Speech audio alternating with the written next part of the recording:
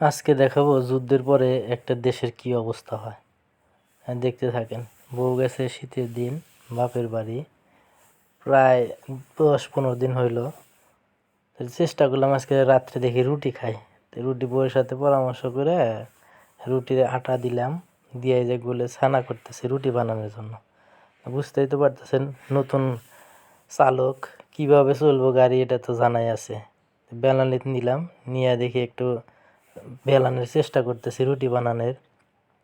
ওই যে বেশি নরম হওয়ার কারণে রুটি আটকায় যাচ্ছে। প্রথম রুটি বানাইলাম ডিসপ্লে পুরা শহীদ মিনারের মতো। এরপরটা তো বানাইতে গেছি, এটা মানচিত্র হয়ে গেছে। এরপরে দেখলাম যে না, মোটামুটি একটা লাভ আকার আইছে। তারপরে বানাছি ইউক্রেনের যুদ্ধের সময় যে এক সাইড ছিঁড়ে গেছে, ওই এক সাইড ছিঁড়ার মতো হয়েছে। সর্বোপরি চেষ্টা করার পরে না দেখি মোটামুটি একটা ভালো হয়েছে, দিলাম তাওয়ার উপরে। তার উপর দিয়ে দেখি এক পিঠ হয়েছে। এবার খুন্তি দিয়ে বারবার উল্টানোর চেষ্টা করি, নিচে দিয়ে লেগে গেছে। অবশেষে ঠেলাঠেলি কইরা দেখলাম উল্টায় দিলাম। উল্টা দেওয়ার পরে এবার দেখি না, রুটি মোটামুটি ফোলে নাই, কিন্তু রুটি হইতেছে আর কি।